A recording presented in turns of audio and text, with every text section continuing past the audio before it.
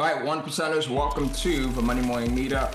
I'm excited today because we're going to talk about something that is near and dear to my heart, and it's also something that I think should be near and dear to everyone else's heart. Sometimes it takes a little bit of getting used to it. It's like the radio station playing a new song, and the first time you're like, oh my God, what is this? And then as they play it more and more and more, then you start to say, where's my song? I love the song, right? But before, at the very beginning, you couldn't stand it. And that was my relationship kind of with marketing.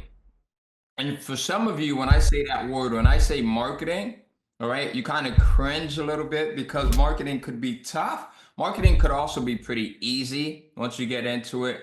I think that for many of us, when we start to think about it, what hurts us is just that it's just thinking about it, right? It's thinking about all of the moving parts. It's thinking about, am I qualified enough to be someone that can market? It's thinking about, is my actual product something that people would want to buy? Is it worth me going in and marketing it? We start thinking about the money. We start thinking about just all of these different things. And I think that once we get a lot of this stuff out of our head, then we start to become a lot better at it. And there's no one better on the planet, in my humble opinion. I actually hate saying this in front of him, than this gentleman right here, Greg Caesar, who's our guest today. When it comes to just thinking about like marketing from a different perspective, when it comes to the fact of like just looking at how things should be positioned. We had a conversation yesterday, and I've had the pleasure of knowing Greg for, you guys getting old. I've known him for about 20 years. And, I had to, we had a conversation yesterday, and it was about marketing. And he said something, and I'm like, oh my gosh. And I go in and I'm silently running to go get my pen or take notes in my phone because this stuff just comes so natural to him. So, Greg, good morning, man. I'm glad to have you here. The joke about you getting old, I was 100% serious about that. So, not just a joke. And how's it going? Well, first of all, you had me nervous there for a second. I was like, where is he going about the friend in high school that you couldn't stand or something like that? And that's your relationship. I'm like, damn, that's his relationship with me. That sucks. Yeah, man. Hey, look. So, I remember one time you had came, you and your wife Joanne had came to the house, and this was when we first moved to North Carolina. So this had to be Tyler's what, 19, he's 20 now. So this had to be like 17, 18 years ago, 18 years ago or so. And we were talking about Google AdWords at the time. And you had said something about Google AdWords where I was just like, oh my God, like this is the reason why so many people fail at marketing. And it's just because of a way that they're thinking about it. It's not just the mechanics, right? It's not just go open up an account on Facebook or Snapchat or whatever. It's not just have my link. It's not just have some copy, but it's all of the mental stuff that goes along with that. So that's what I want to kind of talk about today. Yep, 100%. All right. So to start, let's talk about your background really quickly. So people that don't know Greg Caesar, who is Greg, and did you always like? Was it always easy for you to understand marketing, and how did you get there? Yeah, I think marketing is something that even as a kid, I understood. We used to have, I went to Catholic school, so we had to sell chocolate bars and stuff like that. And, it'd be the last day that you got to bring $60 the next day. And I didn't sell one yet. And I'd go down to the Dunkin' Donuts by my house and I'd outsell all of them. And I understood then that it wasn't chocolate that I was selling. Like if I asked people to buy chocolate, nobody wanted chocolate. So Right. my question was not, hey, would you buy a chocolate bar from me? My question used to be, hey, would you help support my school? And the way you can do that is buying this chocolate bar. So I always kind of understood that. And I had a corporate job, realized I wasn't meant for corporate America. I had a boss tell me one day, when I tell you to do something, you do it. And I was like, yeah, I didn't go to college for that. And then I decided to start a business with probably $500 in the bank. Had to turn in the company, I quit my job, so I had to turn in the company car. I had a brand new house. So it wasn't the smartest of decisions to make, but I knew that, today was the worst day it's ever going to be. So long as I'm willing to learn and move forward and understand that the customer and what they were looking for, I can get there. So I spent time trying to understand who my customer was, what their needs were, and what was the best way that I can get that to them without having to spend a lot of money because I didn't have it. Okay. So I spent a lot of time trying to understand what were some of the creative things that I could do, and it was just because I didn't have the money. And what I learned was, holy crap! One, this is easy. Two, I'm pretty good at it. And I took that these were the offline days back then. So I took that and then transferred it to what we do online. Where so that gives me a big advantage because a lot of the people who come in online never understood the offline world. Online Yeah. is just offline, but just online. That's all it really is. So when you say offline, online we kind of know, right? I think Yep. that's a bit self-explanatory. But offline, you're talking about just it's person to person. It's Face to face. in-person selling, Yep. face-to-face selling. Got it. Yep. Got it. Okay. Yep.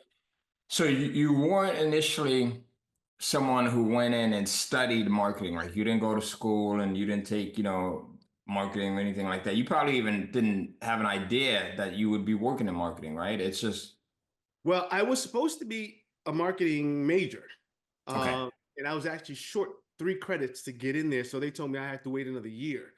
And I'm like, well, I'm not going to wait another year. And up until that point, I took one marketing class. And I Gotcha. remember in the middle of the semester, I was sitting in the class, I'm looking at the teacher. He was talking about the 4 Ps. And I remember thinking, if you're any good at marketing, why are you here teaching at University of Connecticut and not out selling something? Mhm. That was when I had to shift in my mind about what marketing really was. And so I switched to economics, which probably was the best thing I ever did. Because economics teaches you how to read the data and make Yeah. decisions on what the data is telling you. So economics taught me how to make decisions, which is one of the best skills you could have. So, and what is marketing? Let's run a test. Let's see what the numbers say. And we decide, do we go left or do we go right? I mean, that's marketing. Yeah. I think that a lot of people make the mistake of, and coincidentally, that was it for me. So I went to Houston Community College, and I was Yeah. taking business, and I took one class, and I realized that the professor didn't know as much as I knew about business, and I had just been in business only for a few years. I had started a business, I think maybe about 17, 18 years old, but I didn't know a lot about business. I'm winging it. You know what I mean? And I'm sitting there in the class one day and I'm like, oh my God, this guy is teaching us stuff that doesn't even apply like now. And imagine if I waited and got out of school and tried to use this, it definitely would be outdated. So that was my aha moment there. But going back to like the data, so I think that the mistake that a lot of people make is getting emotionally attached to something versus Yes. looking at the data. Do you think that that's true as well? You see that? 100%. So I'll give you an example. This is back in the days when pop-ups were really popular. Um, I hated pop-ups. I'd be on a news site, I'm trying to catch my news, and a pop-up is showing up, and it pissed me off, annoyed the absolute crap out of me. But there wasn't a single website that I owned that did not have a pop-up. Why? Because Your own sites. every single one of my Right. sites had a pop-up. 53% opt-in rate from the pop-ups. Wow. So even though I hated it, the marketplace loved it. Why would I take that off? Yeah. So that's following what the data is telling you. Data told me I had to have pop-ups. The data is telling that you have to have pop-ups. So, speaking of pop-ups, like, right, so registration forms, opt-in forms, there's a lot of people that don't start off building their list, and we know how important having a list is. Yeah. I think that we're not even consciously thinking about this, but we're so resistant to building out a list just because we're not the type to go in and add our name and our email address, our phone number, or we've had a bad experience when we've done that. So now we're not doing it because we think that we don't want to give someone else that bad experience. But how important is it for someone to go in and start to build out that list, man, and start to like immediately do that? Okay. So you mentioned bad experience. So let's change the people's perspectives on that.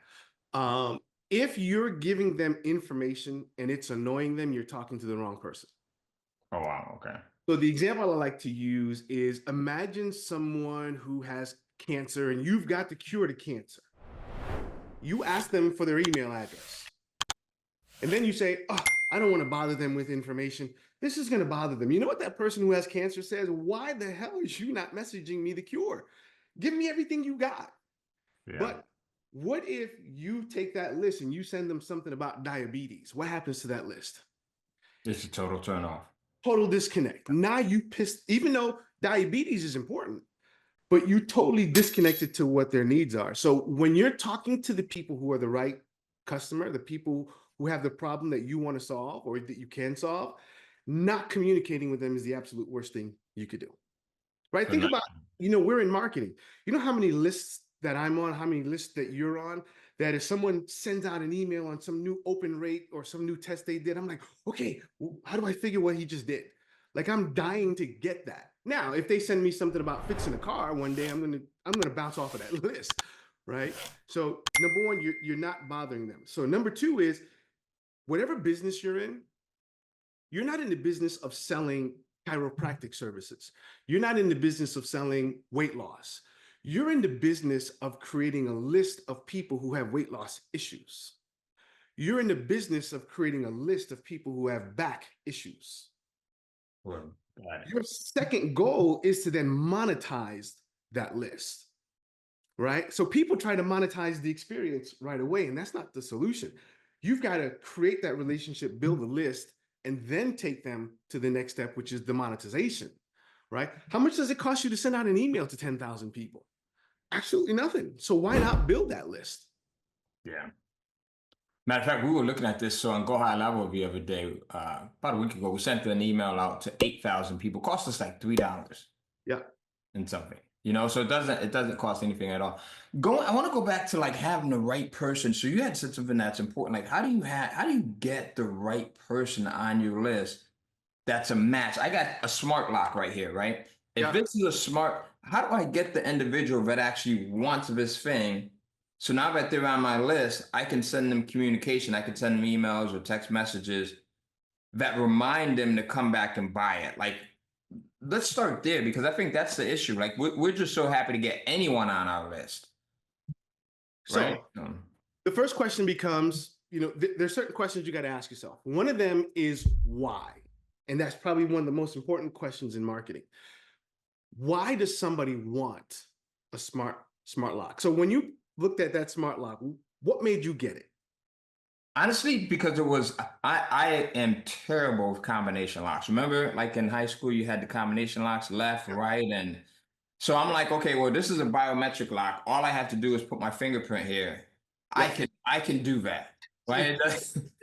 That I can do, right? So that was it. It was just ease of use. So that's one answer. Another one might be, let's say it's a smart lock for your house. It Yeah. could be, you're getting a lot of Amazon packages and they're getting stolen in your neighborhood. Mm-hmm. So you get a smart lock that says, okay, here's the code, lets the guy open the door and put the lock in. Yeah.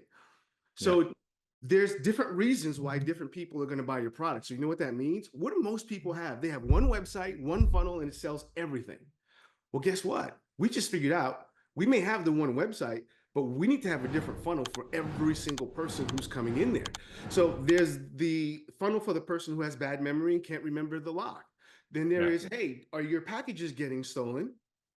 Then here's a page for that. Or it could be, do you have family members or young kids that are coming home from school and you want to give them the ability to open the door, but you don't trust them with the keys because they're going to lose it, right? And that's my case. So my son always loses his keys. So Oh, I'm about to get a smart lock because every other day he's losing the key. I'm like, guy, you're going to let people come visit us who we don't want to visit us in the house. So each one of those has a different sales funnel, has a different message, right? So first thing is, why are people looking for them? So I'll typically make a list. What are all the reasons why people want this product? And each one of those reasons, I have to have a different sales strategy for. yeah. That's the biggest mistake people make. They'll run a Google Ads. It's one ad, one landing page, and you're trying to sell to 50 different people. I can't talk to you the same way think about weight loss. Somebody who wants to lose weight because it's summertime coming up versus Yep. somebody who wants to lose weight because they're about to get married or maybe they just had a baby. Those are completely different things to talk about. Imagine if I have one page and I'm trying to sell all those people because they're searching for weight loss. That's hard to sell. Yeah, and that is real smart. As you're sitting here talking about it, I'm thinking about it as well because if you're trying to sell me this lock, and I purely bought this again just because I don't want to have the hassle of remembering the combination. All you have to say to me is, look, had a hard time remembering conversations or hate or combinations or hate having to remember combinations. This is a biometric lock. Boom. And I actually have this on all of the safes in my house, this type of same lock. My gun safes, my regular safes, right? Because it's just that easy. The person that is looking to buy this lock for that reason, and you talk about this maybe 3, 4, 5 paragraphs down on your sales page, they may not even get there. Like at the very beginning, you're talking about the color of a lock, right? In the middle, you're talking about the price. Down at the bottom, then you finally get here. But if you had one funnel where everything talked about the ease of it, Yep. the majority of it, then you're good to go. And you brought up another good point. So most people in their marketing, they are selling the product. Yeah. Here's what it does. Here's the color. Here's how many combinations. Here's how easy it is. I like to tell people it's don't just sell the product. You got to sell them and push them away from the pain that they're in, right? In your case, it's, hey, how long are you fiddling around with a lock? What else could you be doing with that time versus looking for where you wrote the combination down, Yep. right? So That you was the got next thing in my head because I'm like, I always lose the combination too. So that was it. So think about it like gravity, right? So the pain is a gravity. So to get them to the sale, there's a gravity that's pushing them towards that pain. You've got to push them away from the pain, and then you start selling the solution. Because if you're selling a solution and they're still in the grips of that pain, and that's all they can think about, your solution doesn't mean anything to them. So you're telling them, hey, get a lock, get a lock, get a lock, but you've never told them, hey, are you really sick and tired of having to do this? Are you, someone who wants to lose weight, for example? Hey, are you sick and tired of feeling you go to the beach and people are staring at you for the wrong reasons? Are you Yeah. sick and tired of your blood pressure being so high? Are you afraid you're going to die too young? Right? Once they feel that, then you start to say, okay, now that you understand that, now let's talk about what is a solution that we can provide that'll help you live longer. So push them away from the pain, then you push them towards the product. Everyone only focuses on here's what we sell, here's what we do. And psychologically and emotionally, they're not there yet. They're not there yet. And I think that when you're doing this, of course, it requires some work, right? If you're going to create different funnels and each of them has a primary message, that takes some work. But with funnel builders now, it becomes a lot easier, right? So Yeah. you go in, you build out this one main sales page, you're opt in, and then you can easily get your message on that thing and clone it over, and then you change that message, then clone it over, and you change that message again. And Um, you don't have to change the product. It's yeah. just, I talk about it like the spoke of a bicycle wheel. So Mhm. you've got the center, which is your solution in the product, but Yep. there's just different spokes coming in to that center. And again, using weight loss, it could be here's a keto spoke, here's a Mediterranean diet spoke, here's an Atkins spoke, here's a weight loss before you get wedding spoke, here is a weight loss after pregnancy spoke, or it could be weight loss after surgery. You had surgery and you want to get back in shape. So each one of those spokes leads to the same product. So think of it almost like doors. Same product, exactly. Yeah, it becomes easier. And I think that, look, when we were doing this back in the day, there was so much more work. So this could take us literally weeks to do, where now it could just take a couple of hours, Yeah, it's right? just Especially with AI. copy the page, duplicate, change the subject line. That's it. Yep, yep. How important is it for people to start using AI? Because even with something like this, right? You could say to ChatGPT, I've got a padlock, I've got a smart lock.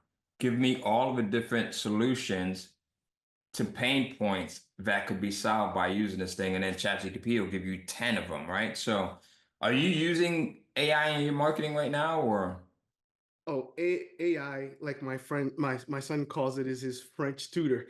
Uh, um, it's a game changer. Where everyone is today compared to where you and I started, having AI, all the Chat GPTs and all these to be able to get us in the right direction. So for me, typically I go into chat and I'll say, "Hey, here's a product that I want to sell. Tell me all the reasons why someone would buy this product." Then it's tell me all the problems this product sells, and then I'll start asking you emotional questions. Someone who buys this product, what are they feeling? Yeah. What's going through their mind?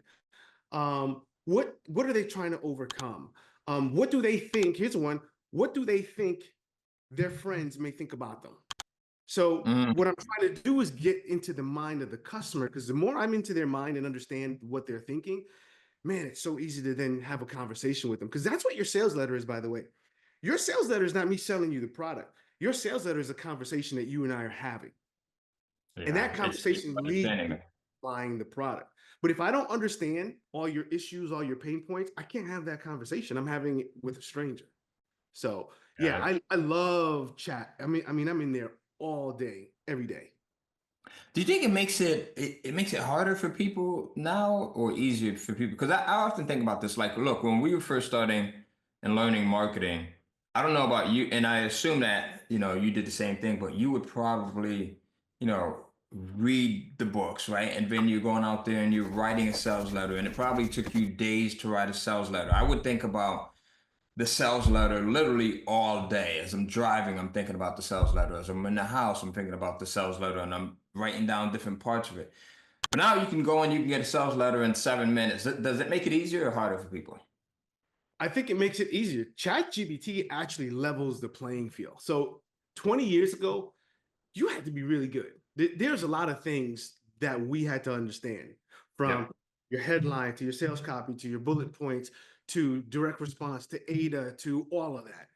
Yeah. Today, someone coming out of high school has all that knowledge.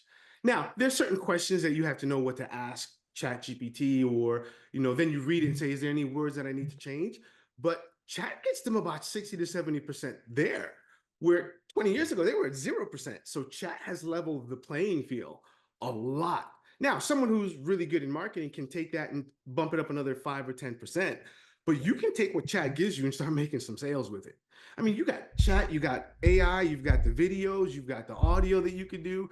Think about some, what the biggest thing people used to tell me is, oh, well, I have an accent. I can't create a product. Yeah. It doesn't exist anymore. Yep. You know how easy it is to take your copy, throw it into the thing, and have the audio spit out, and you could be, you know, Rico Suaves if you want to, or you could be whoever the heck you want with that voice. Anything you want. But I wonder, like, does it make it easy? It doesn't make it harder because it is easier. Like when we sat and we wrote a sales letter and we put days into it, I remember like I would literally lay on the floor and spend nights, 1, 2, 3 in the morning, and I'm writing in this notepad, and then I'm going in and I'm trying to read my handwriting and typing it up, right? You had time invested in it, so you're not gonna throw that away and not use it. But today, I mean, it's so easy. Like, do people take it for granted? It's like we breathe air naturally, but we never say, thank you for this air every single day. Most of us. Yeah, I do feel that, I think it's so easy that the mindset is, if it can't be that easy, so it can't work. Right.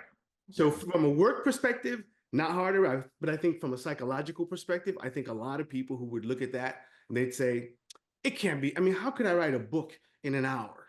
Yeah. It's no good. So then they start to have the conversations in their mind that it's no good. But that brings me to a point where, two words I always look at: evaluate or decide. And the order that you look at these two words will make the difference on how much success you have. Okay. Most people decide before they evaluate. They decided it's not going to work, or they decided it's going to work. Me, I always evaluate first. What does the numbers tell me? Then I decide, did it work or did it not work? So I do feel a lot of people are going to evaluate and say, oh, this is too easy. There's no way this sales letter that came out in 5 minutes can be any good. And the only person who's a real genius is the customer. So you have to put that in front of the customer and ask them, what do you think? And if they take out their credit card, they love it. So if they're buying it, why am I going to spend the next 10 days trying to rework something that's already working? Yeah, So that's true. yeah, you got to put it out in front of the customer and let them decide whether they want it or whether they don't want it. Yeah. And we have a lot of writers, we have a lot of creative people. Um, And I think there's people that will write because they love writing, but then Yep. there's also people who write because they have a story. Maybe there's something that took place in their life and they want to share it with other people. And then there's people that write because of, they just want to make money, Yep. right? And I think that when you look at AI, all three of those individuals could be affected differently. But it's getting past the idea of, man, I can literally look. I sent you a couple of prompts, and I was telling my son Tyler about this, where I created a 158-page book, and we've since created a ton of them, since then. Yep. And it was literally in an hour. And as we're going through the book, I'm like, this is better than some of the stuff that my ghostwriters would write, right? So, but it's believing that you can then go in and sell this thing, and like you said, it's not us that makes that decision; it's the customer. What is it that holds people back from getting to that point, from like finally putting it out there, whether it's their own work? Because I talk to people that have been writing that same book for 10, 15, 20 years, and they're still afraid of putting it out. Like, what is it that they have to get past before they'll actually release it? I think people don't realize how, okay, people think, if you read the book, The Obvious Expert, people believe I need to be here. Hmm. I need to be Michael Jordan in order to teach basketball.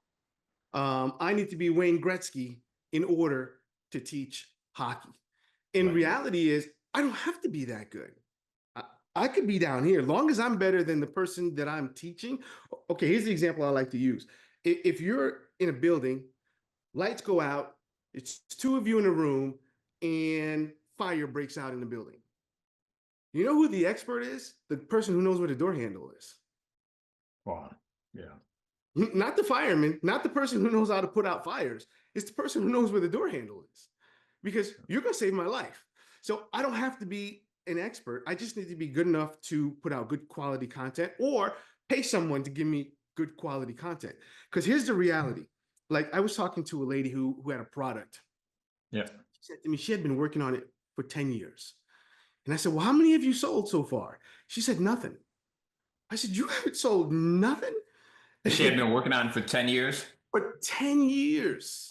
Was it out in the market? So it was.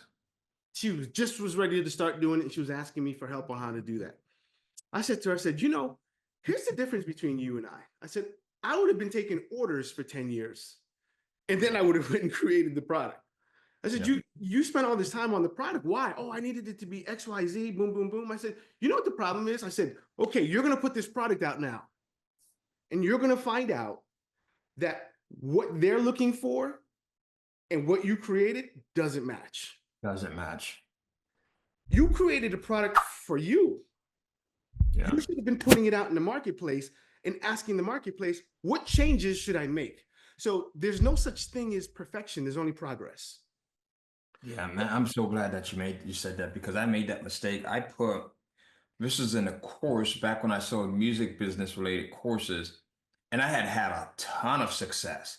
I had maybe about 15 or 16 courses, and I had did just that. I would seed the idea Yep. and using like surveys and just all types of things, pop-ups, right? Opt-in forms, seed the idea, and then go in and create the course. So this one time I'm thinking, okay, I got it now. 15, 16 products. I'm the man. I know what they want. So I go and I create this course. I mean, I put like 6 months into it. I put about $18,000 into it, the most I had ever put into developing a product, because I thought that this was going to be like my breakthrough product. Yep. I finally released it and I sold like 2 or 3 copies. And I went back and I kind of said to myself, and this is to this day, I'm like, man, the one thing that I didn't do was determine if the audience wanted it. I didn't determine if the marketplace wanted it. Like, I went in and said, okay, I'm going to create this thing. And I think I was creating it out of ego, Yep. and then put it out there, and my ego got slapped down, man. So, Dude, uh, think of it this way. Every product you create is 60% wrong. mm, So how do you fix it? Not trying to get it to 100%.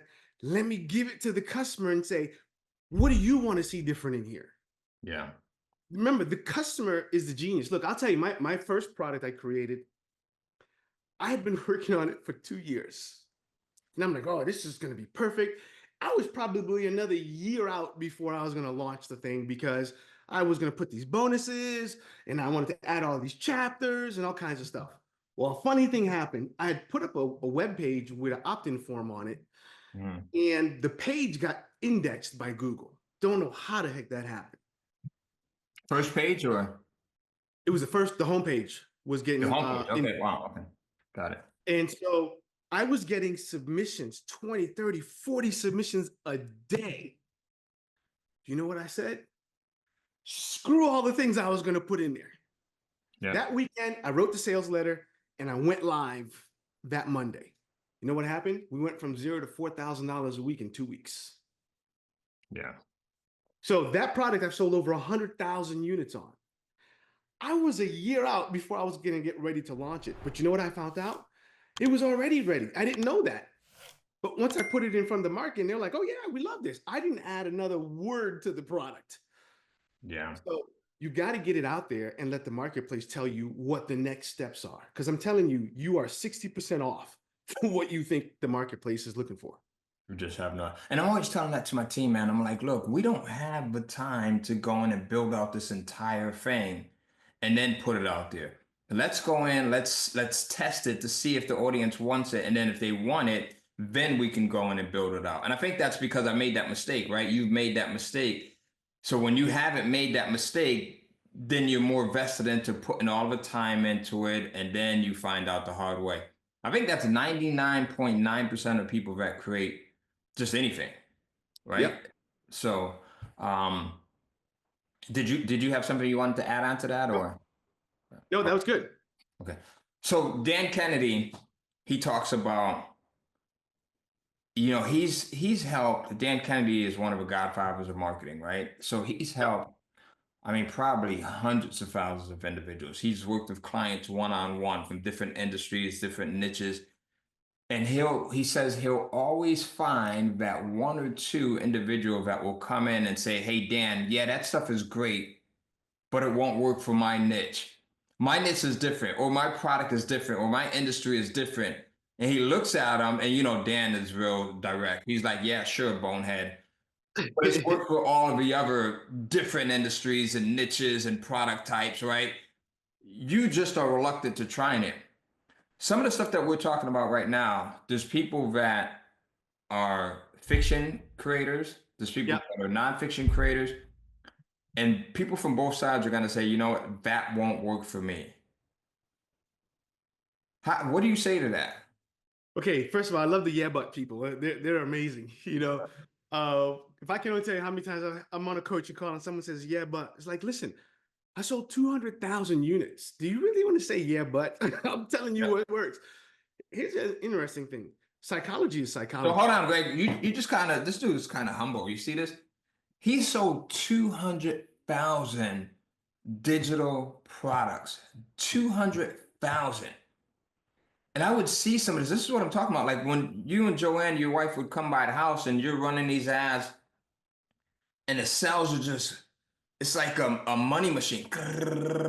Now, FTC disclaimer, we're not saying that just because you're watching this video, you're going to sell 200,000 products. We Yeah. already know that, right? So how do you not listen to someone that sold, you haven't sold anything? Someone sold five. How do you not listen to that person that had sold five? How do you not listen to the person that sold 20, but 200,000? All right, so I just wanted to, because you kind of sped through that, and I wanted to make sure that people heard that. Yeah, you know what? My thing is whenever I'm looking to go into something new, the first thing I do is let me find somebody who's already done it. You know, Mike Fleischner is a good friend of both of ours. So he and I were looking to launch this service, and we were thinking $400 a month. But then we said, how do we sell it high ticket, $4,000 or $5,000 a month? Well, we found web.com sold the same service for $4,000 a month. So you know what we did? We went to LinkedIn and we looked for salespeople who used to work for web.com. And we called one of them and said, hey, can we pay you $500 to show us how you sold it, where you found the customer, and what was your sales process like? Yeah. So That's right. find the person who's already done it. They'll shortcut the process for you by a lot. Yeah. So, um, okay, I forgot what was the original point we were talking about. See, this is what happened. How do you get to a point where you're just past the okay, I know that is good stuff, but it's not gonna work for me because I'm a fiction publisher or I'm a nonfiction publisher or I'm in this industry, I'm in this niche. How do you get past that, which Dan Kennedy says is it's basically business death 101 because people will look at all the reasons why something won't work for them when it actually will. So people think the sales process is niche specific, and it ain't. It's across the board. It's universal. You might as well consider it one of the laws of the universe. The way you sell or the way a person buys a stick of gum is the same way they buy a car. The psychology is the same. So let's give you an example. What does a stick of gum cost? Well, back in my day. Oh, back in your day, it was like a penny, but like right now. I have no idea. It's probably like $3 now, but back in my day, it was 25 cents. Wrigley's, Spearmint. Why would you buy a stick of gum? That's a good question. You would buy it for the taste. I think you would buy it just to keep you occupied. Let me know why you would buy it. Why would you guys who are watching this buy a stick of gum? Were you buying it for the taste? Were you buying it just to keep you occupied? Let's see, freshen breath, Person your freshen your breath, all right? okay. My breath was always fresh, so I never had to buy it for those reasons that you guys have there. All right. Keep your ears to pop on a flight. That's a good one. All right, Michelle. Good one. Keep your mouth busy and taste, because my breath stinks. Karen's being brutally honest. You saw the one about keeping your ears from popping. We were talking about the different spokes on the wheel. Yep. And why is Wrigley's gum not selling or partnering with Travelocity? Oh my God, that would be a good Think partner. about it. Yeah. Why are they not? Why are insurance companies like State Farm and Allstate not partnering with Ford Motor Car? Well, I know you're going to need insurance. Why are they not partnering with them? Do you know So how that's how Bill Gates became one of the richest men on the planet? through the partnerships. Through partnerships, right? Taking software and saying, hey, let's preload this software into these computers. Yep. He didn't go out and sell. He didn't go out and go and sell, Windows. Yeah. He let somebody else do it. So the psychology is the same. So if you have a stick of gum in your pocket, let's say you got 3 of them in your pocket, you're now at the checkout counter. Can I convince you to buy another one? You already have 3 or 4 in your pocket, Yeah.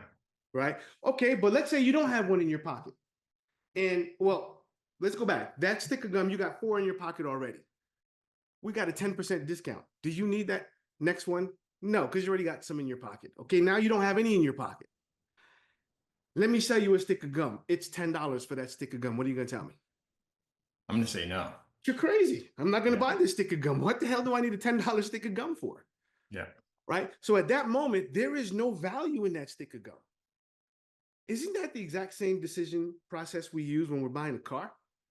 Can I convince you to buy a car and you already have 5 cars in the driveway? Yeah.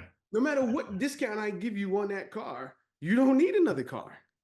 But if you don't have a car and I tell you, hey, buy this Nissan Sentra, it's only $100,000, you're going to say you're crazy. So the psychology of how people buy things is the same, whether it's a fiction author or whether it's a nonfiction author. Somebody has a need that they want to solve. And so you've got to solve that need. So for the people who are into fiction, the need is an entertainment need. It's more of an emotional, mental need. In a nonfiction, they've got some problem they're trying to solve, and they're looking for that content to learn and to solve it. Now, what are some of the psychologies that makes a sale happen? And it's like you and I had the conversation once where I told you that the number one thing we want to do and why we advertise is to get people to like us as fast as possible. Yeah. Right? It's not advertising to sell our product, because if they don't like us, they're never going to buy the product. Like us or the brand or our brand, right? As fast as possible. Have you ever bought a car from a sales guy you hated? Not at all. Actually, I've left parking lots Yeah. because not having a good rapport or getting a good vibe from the salesperson. Yeah. And it could be a car you absolutely wanted, but you hate Yeah. the guy. There's no way you're going to buy that car. Bro, we were going to spend over $1 million on the house, not too far from here, Yep. literally like 2, 3 blocks away. I really wanted the house. I liked it. It had a wine cellar. It had everything. Do you know the reason why we didn't get the house? You didn't like the agent. My wife didn't like the. I didn't. I could care less about the agent. My wife didn't like the agent. My wife got a bad vibe from the agent. You're And never I'm going to win like, that battle. right. I'm like, we're never gonna see the lady again. And she thought, so yeah, so very much so. So it's speaking to what you're saying, right? It's getting the individual to like us or our product, and then that leads them to that slippery slope. I Once drive by that house now to this day, and I'm like, shit, if only my wife could have got past the damn agent. Whatever her and the agent had going on that I was oblivious to, right? But yeah, if you do not like the brand or the person, it doesn't matter how much you want that product, you ain't gonna buy it. Now yeah, think about a book, right? Or well, let's look at it on the flip side. You like that agent. They're gonna show you a house that you're not 100% keen on, but you start to sell yourself. Yeah, but this feature was great and that feature is great because when you like the salesperson, you start to sell yourself onto yeah. why you want that product. So your goal in marketing is to get that customer to like you as fast as humanly possible. And how do you do that? You've got to do something for them first, Mm, right? Most people, what do they sell? It's, hey, give me your money. The customer is doing something for you first. Let's reverse it. Let's do something for them first. Once they like you, you don't have to sell anymore.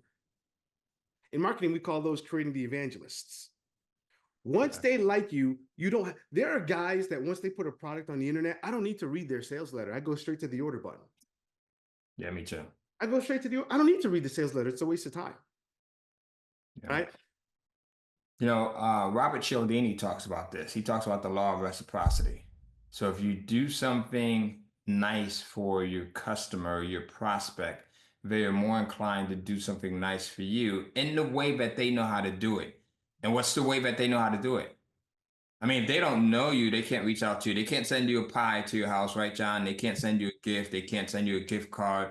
The only way that they know how to do it is two ways: buying from you or telling someone else about you or your product. So that's why we're so adamant about people going in and setting up like opt-in forms where you're giving away a lead magnet. You're giving away a prequel of your book if you have a fiction book. You're giving away a couple of chapters. You're giving them some behind the scenes. Right now, I'm actually creating a video here. I'm gonna take this off. So I'm creating, I've got my iPad up here. I'm recording this podcast that we're doing, and it's part of my series, which is it's a no gatekeeping series. It's a behind the scenes series where I show people all the things that go on behind the scenes in the digital publishing business. And I'm giving these things away for free, right? So now, as part of me giving this away for free, hopefully a lot of those people will reciprocate by telling other people or by buying something that I have. You guys can do it the same way. Give away, like, talk about, like, how is it you go and you start to create your books? How did you come up with your characters, right? What made you want to go in and write a book about overcoming cancer or being a cancer survivor or being a caretaker for someone with cancer? I'm just throwing some ideas out there, right? And then give that stuff away, and then in return, you're building out your list and you're building out goodwill. So, what are How, some of the ways that they could do it? how about this? What if, again, look at a fiction author, right? Let's get creative with it.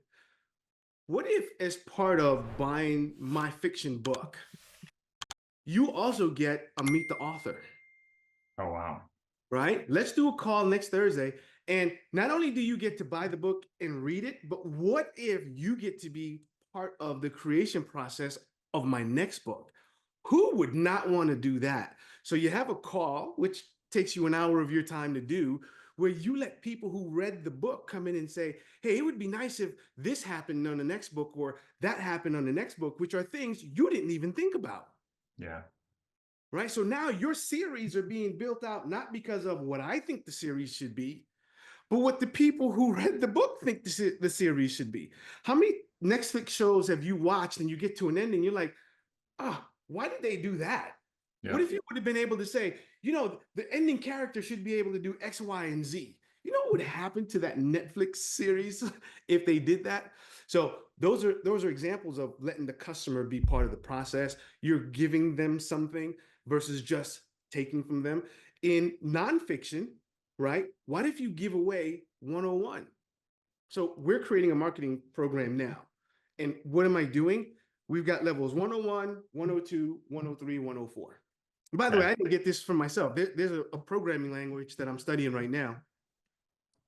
And I was ready to give up because the courses I was going through were absolute crap. But there's a guy, he had some YouTube videos, and his YouTube videos were amazing. So I bookmarked them. Yeah. So I said, let me go check this guy out before I give up on this thing. So after going through his YouTube videos, I said, let me go to his website because he had a link on there for the website. Well, the content on YouTube was good. I might as well go check the website.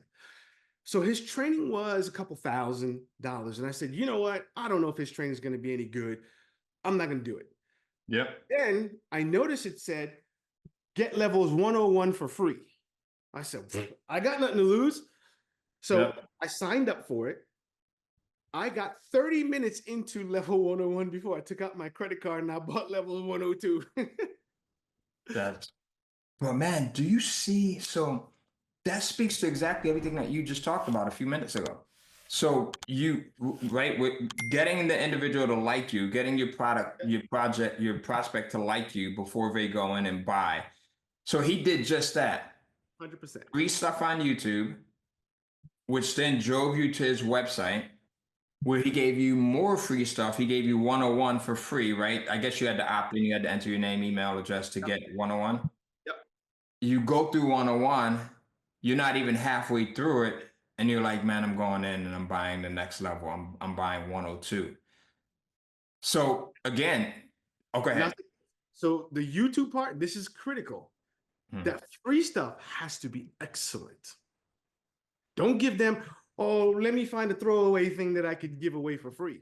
Because Yeah. if his YouTube content was the free crappy stuff, I would have never wanted to go to the website. It's It because would have worked in reverse. 100%. The YouTube free stuff was so good that I had to go see what was next. Okay. Let me ask you a question, Greg. And this is going to apply to probably more people than not. How does someone who's never done it before do it? Like Oh, someone who's never, I mean, you've never had a YouTube channel, maybe you've never set up an opt-in form, maybe you haven't wrote your book or your course, you haven't, you were talking about doing a live or meet the offer, right? How do you go in and you do that? And I'm not talking about the mechanics. I'm not talking about the 1, 2, 3, because that's it. That's the yeah, easiest of the easiest of the easiest. That's the simple stuff. yeah. But how do you mentally get past man, I'm gonna do a 101 and meet the offer? I don't even have anyone to introduce to invite to this thing. Right? How do you have the nerve, the balls to go in and do it when you haven't done it? So, number one, don't fear failure. Failure is something you go through, it's part of the process. Everything you do has some level of failure. Key is you got to fail as fast as possible. In fact, I got a new methodology that I think about now. I'm not trying to find what works. My goal is to find the failures. In other words, if I'm going to make calls today, right? My Yeah. goal today is to get 10 no's. Yeah. If I'm going to run an ad, my goal is to find 10 versions of the ad that doesn't work. Think about the Okay. psychology behind that, Yeah. right? Find 10 versions of the ad that doesn't work versus most people is let me go find that one ad that works. No, do it in reverse. Now I know I got to fail. So now I'm not afraid of what I have to do. And so the other piece to it is it's way easier than you think it is. All the things that we do is way easier than you think it is. It is When I so use Yeah, when you think it's hard, your brain says, I'm not going to do that. yeah.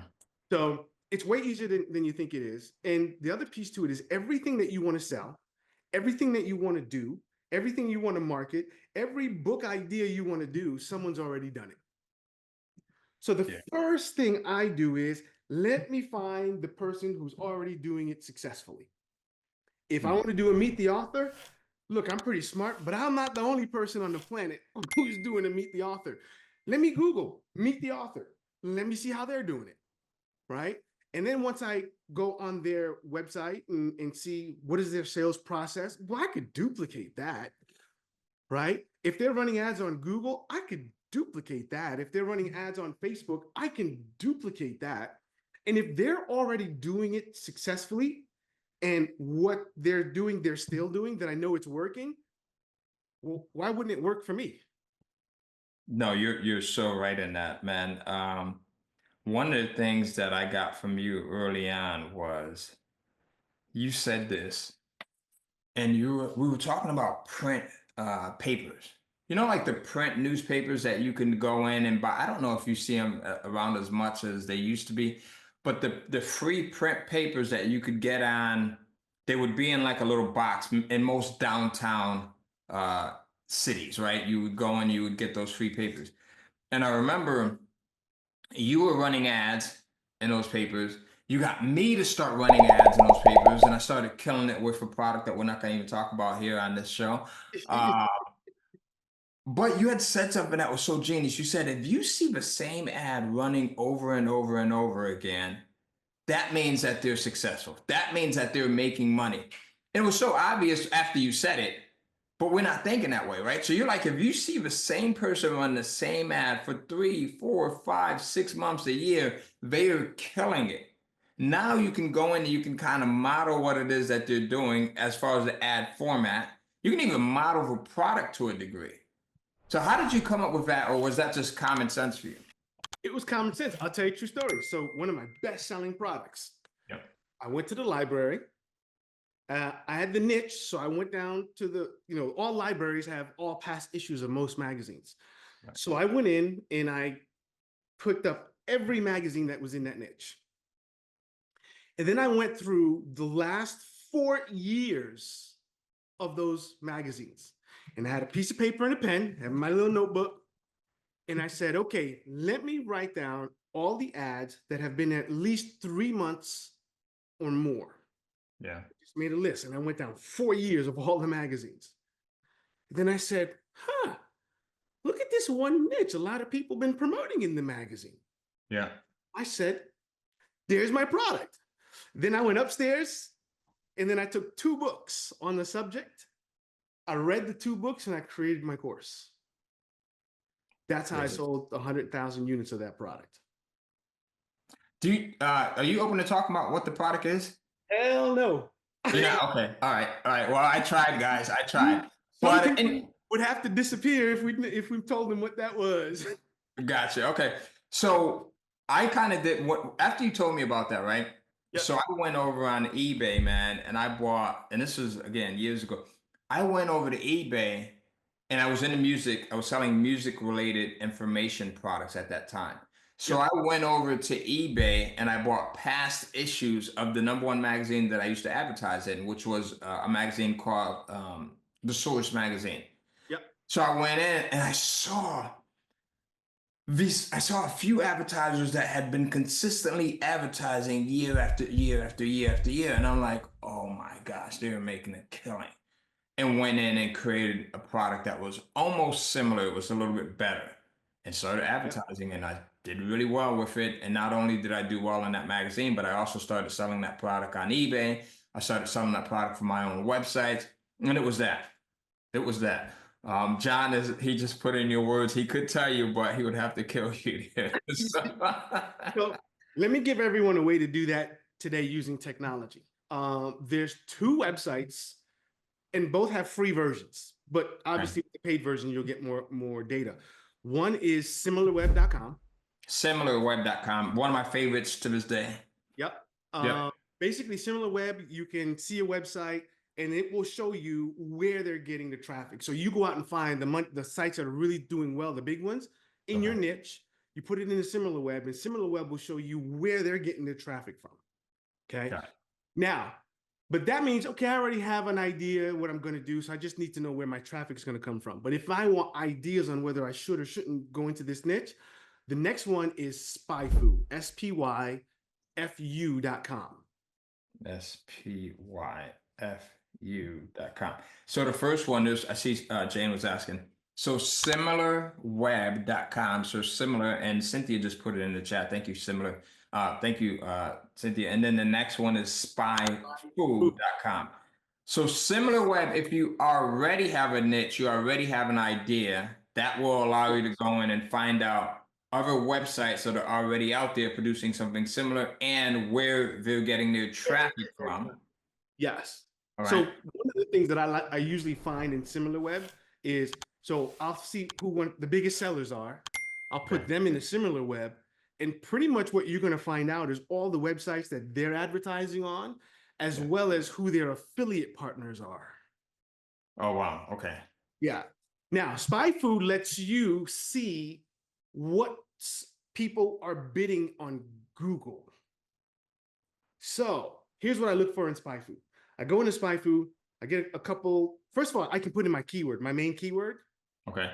that I would be bidding on, and it'll show me here are all the people who are bidding on that keyword in Google. Wow. So then it has a history.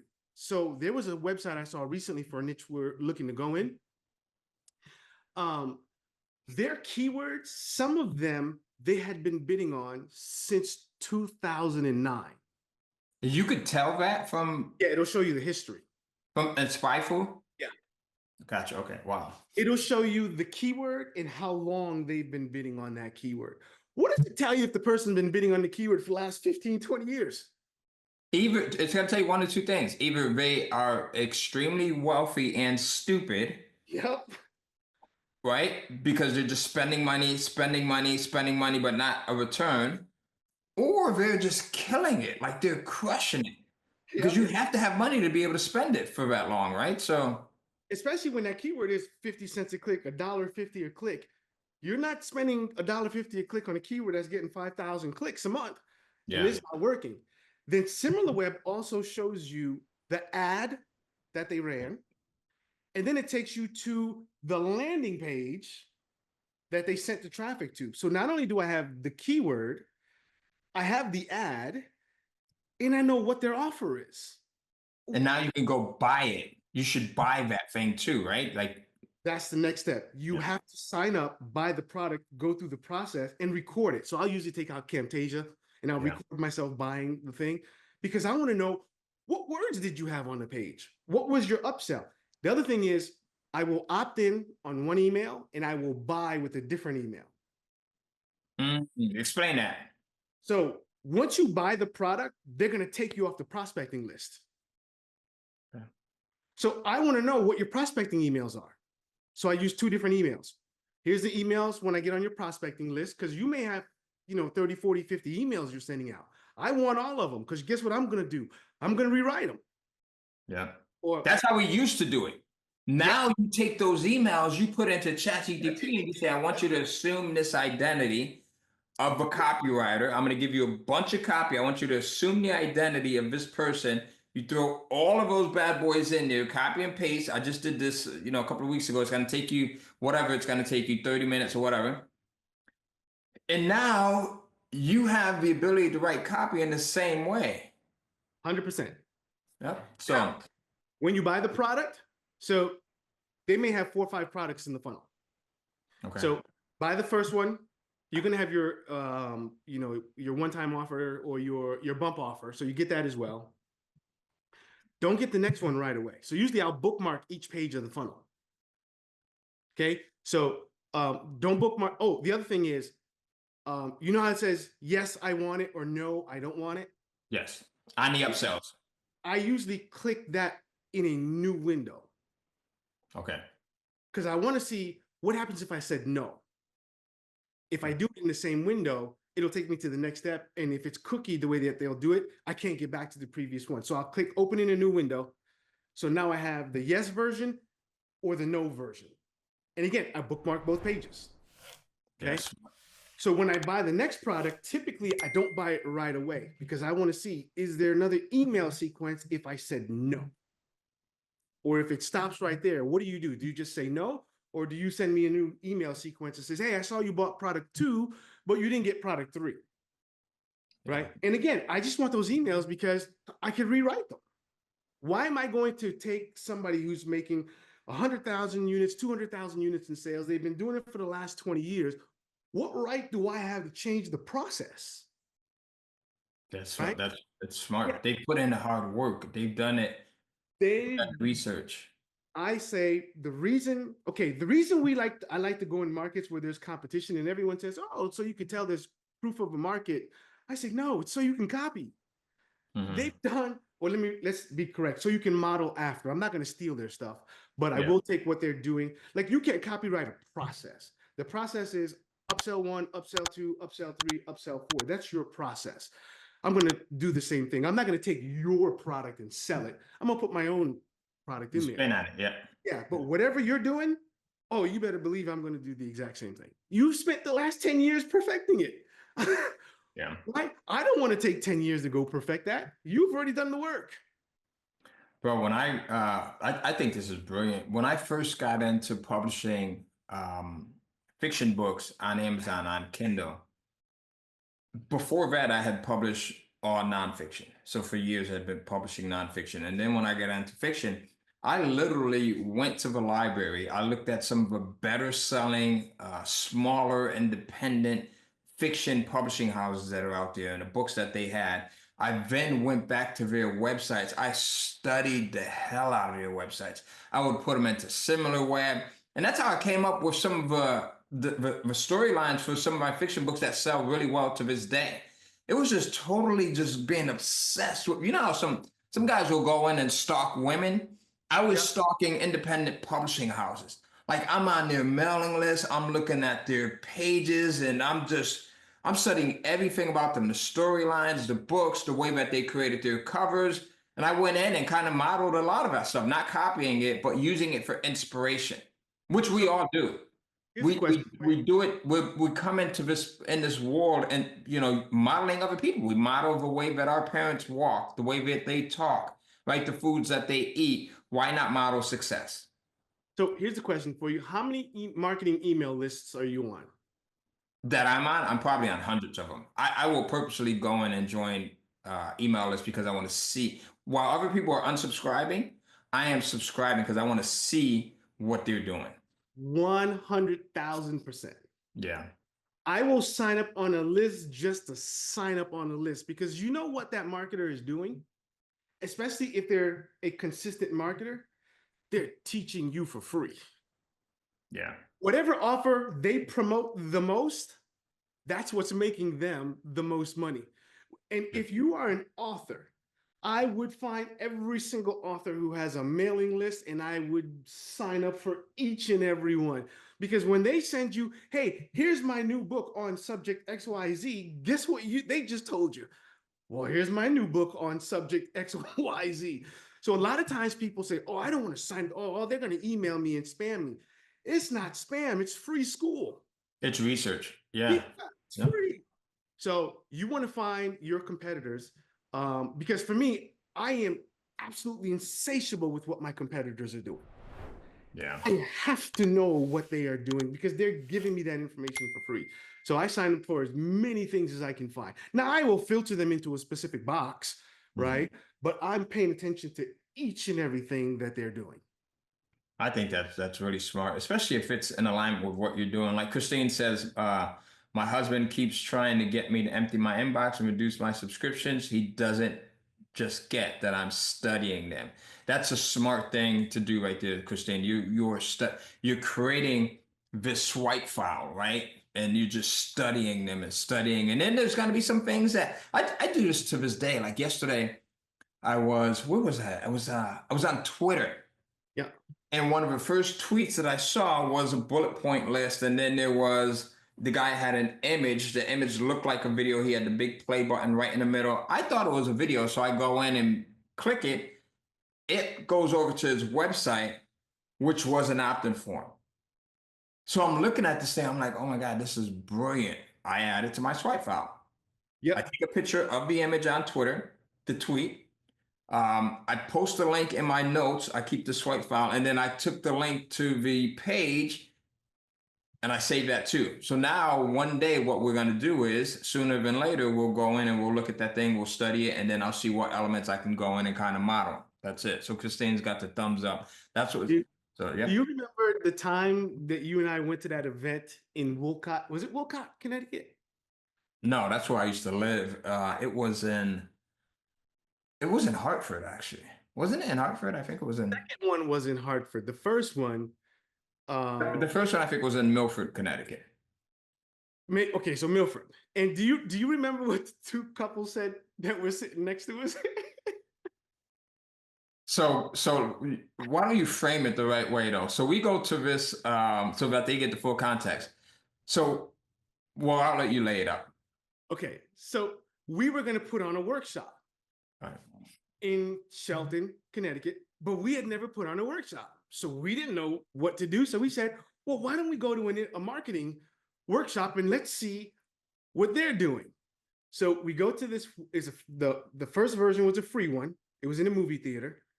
And And these individuals have been spending money promoting this workshop. yes, yes, Full-page newspaper ads. yes, yeah. Yeah. This was a very, very, very successful company. They were doing 100 million a year. Yeah. And we Yeah. said, well, let's go learn what they're doing. So Ty and I are sitting there. We're not only paying attention, but we're writing word for word what the guy is saying. And we're writing it down. I mean, where is he on the stage? What's he saying? I mean, word for word. And sitting next to me was a guy and his girlfriend. And he leans over to his girlfriend and he goes, get a load of these two losers over here. They're writing down everything this guy says word for word as if it's the law. So, And I leaned over to Ty and I said, if only he knew who was sitting next to him. because we had both myself and Greg had seen a considerable amount of success by that time, right? And we understood the importance of modeling. Tony Robbins talks about this. You want to be super successful, you find someone that's successful in that area already, whether it's relationships, health, wealth, whatever it is, and kind of model what they're doing. This company had been making 100 million a year with workshops. Who better to freaking model and model everything? So we're writing everything down. And we go back, we apply some of this stuff to our workshops. And that was, I think, I don't know for you if that was the first workshop you did, but that was the first one I had did. That was the first one I did too. That was the first one you did. Okay. So then we ended up doing our own workshop. And that workshop turned out pretty well. We did it in Shelton, Connecticut. Yep. And sometimes you're going to win, sometimes you're going to lose, right? You talked about having the 10 no's. And I was laughing when you said that because Brian Tracy, who I had studied, and still study to this day, he said that he would get super excited about every no that he would get as he's going door to door. And he said he would get so excited that the other individuals that he would be, because you know sometimes you're paired up as you're going door to door, they would think he's crazy because he's going in, he's knocking on the door. The person's like, "Hey, what do you want? I've got a vacuum cleaner. Would you like to buy it?" No. And Brian Tracy's like, "Yes, yes," right? So he would think that he's nuts. So then he goes to the next door. Same thing. I've got this vacuum cleaner. Would you want to buy it? No. Yes. All right. Let's go. So he's getting super excited, but he was getting excited because he knew that he was getting closer to a yes. Right. But the other individual, the other salesperson that was with him didn't understand that. And Brian says that within a year, he became the top salesperson, not by just a small amount, but by a huge lead because he understood what Greg was just talking about. And that is, you know, getting closer to know. And you know when you're modeling after something and it doesn't work. In other words, we put on a workshop. Yep. We copied exactly what they did, or we modeled very closely, and it didn't work. Right. Or in the internet marketing space, you run an ad on Facebook or Google and you don't get the conversion. Yeah. Most people say, oh, my niche is no good. The market's no good. Well, let's look at that. If that person did $1 million in that market, that tells me the marketplace is good. Yeah. There's something that I am doing wrong in that process. So now it takes off a burden off of you, because a lot of times we don't know, is it the keyword? Maybe my market's no good. But if I already know the marketplace is no good, I know not to give up. If you know that it is good, then not to give up. Right. If I know the market is good, then I know not to give up, because I just went to Spy when I found 10 people who were doing $100,000 a month on ads. Well, I know it's not the market. There's something that I'm doing differently than they are. Now let me reverse engineer and see where am I missing? What am I doing different than they are? So that gives me the confidence to move forward. Whereas if I'm not modeling after someone, I have no idea. Is it the market? Is it the marketing? Or is it the product? I have no idea. Yeah. And So we're not that Steve Jobs. We don't have unlimited, resources to put into it. Steve Jobs can come in and he can create an iPhone, which we didn't know that we needed, right? And now you guys lose your phone 5 minutes. It's like, oh my God, what's going on? I lost my. You don't feel as bad about losing your left arm as you do yeah. about your iPhone or your Android phone, right? So, um, Greg, real quick before we run, man, because I do want to be conscious of your time.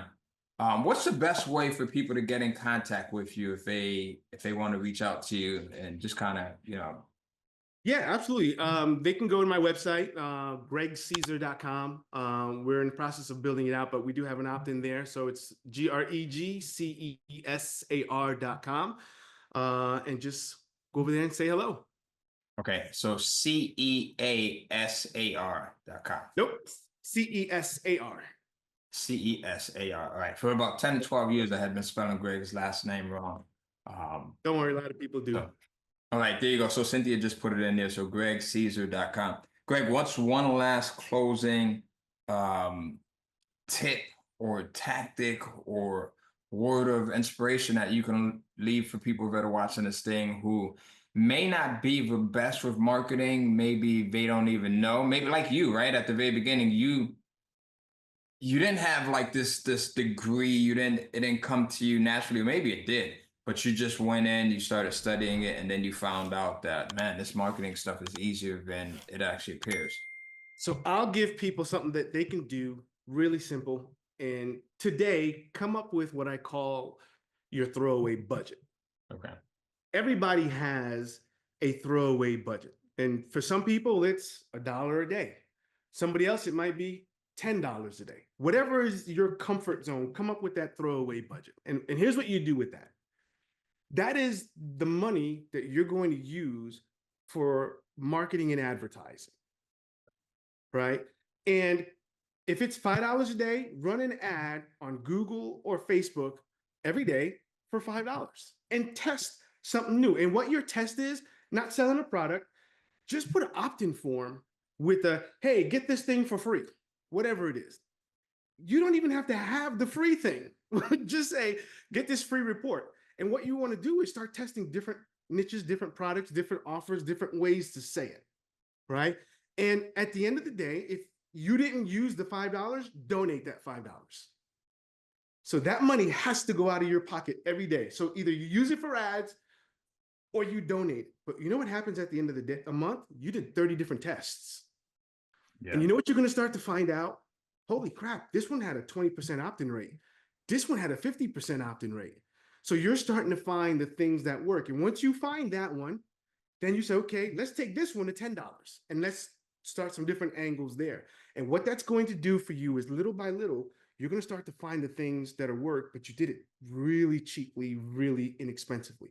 So come up with your throwaway budget, start testing little micro things until you start going to the next, to the next, to the next. Don't think, oh, I need a $10,000 ad budget. No, start with a little throwaway budget. That's it. Yeah, and I think that's beautiful. And on all of these platforms, you could do that. You could do that with Google AdWords. You could do that with TikTok. You could do, because TikTok modeled Facebook 100%. You absolutely can do it with Facebook.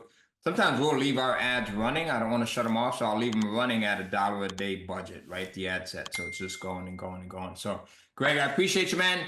I know that this was last minute. Caroline couldn't be here today, so I wanted to come in and get someone in and not just get anyone, but get someone who I knew was going to bring the heat. And I think you definitely did that. So guys, let Greg know in the chat box or in the comments if you're watching this on YouTube or anywhere else. Like, did you get value out of this? And then Karen says this was awesome. All right. Wendy says thank you.